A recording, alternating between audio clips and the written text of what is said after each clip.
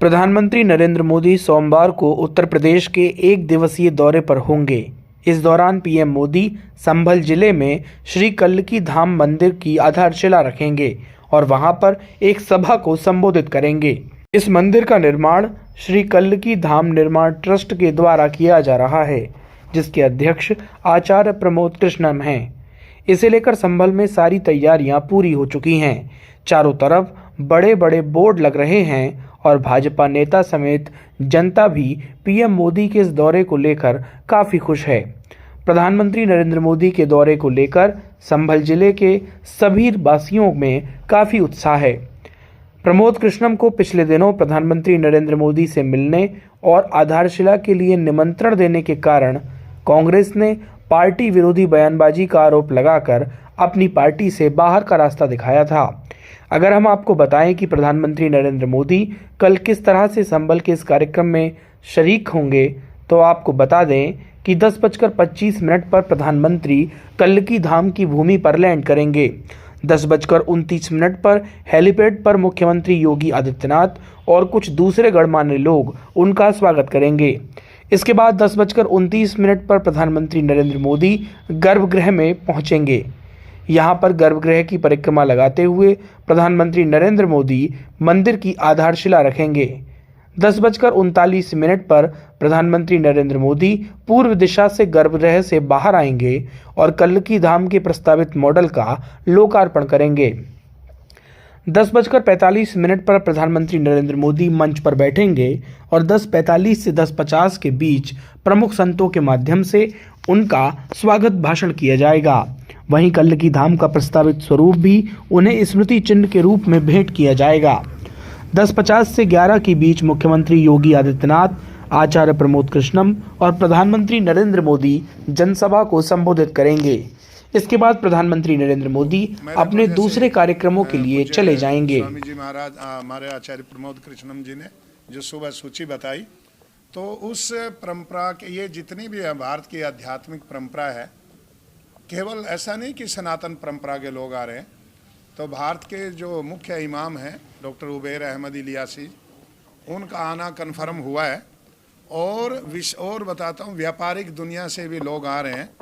जो Bharat Indo Arab chambers of commerce के अभी अध्यक्ष मनोनीत हुए हैं माननीय प्रधानमंत्री नरेंद्र भाई मोदी जी ने, श्री मनिंदर जैन, जो रविंदर जैन के छोटे भाई हैं, जिन्होंने रामायण और राम आंदोलन में इतने बड़े गीत दिए, उनका अभी मेरे को कन्फर्मेशन आया है, वो भी पधार रहे हैं।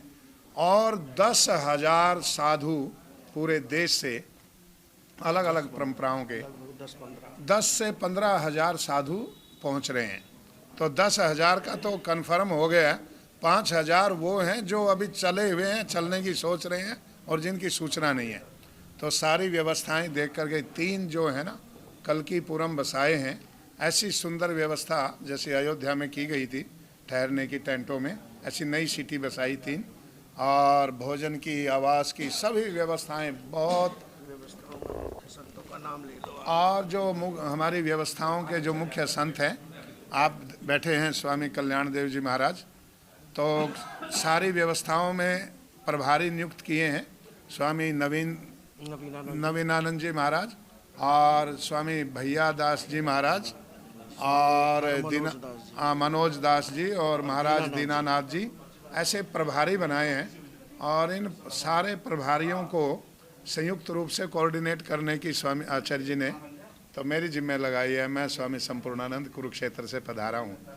और कोई इस विषय का आप प्रश्न पूछना चाहेंगे तो उसका जवाब देंगे। ताकि ब्रह्मचारिणियाँ जो आधुनिक काल की ऋषिकाएँ हैं, वो स्वस्ति गान, मंगल गान करेंगी, वेद के मंत्रों का गायन करेंगी, मंगलाचरण करेंगी। और देश से ही नहीं, दुनिया से लोग पधार रहे हैं। बहुत सारे लोगों ने अपनी टिकटें तुरंत करवाई और जिन जिन को टिकटें मिली, जैसे कनाडा से राज संधू जी, ब्रैडफोर्ड में वो डिप्टी मेयर हैं, वो फटाफट अपनी टिकट करवा करके और वो पहुँचे।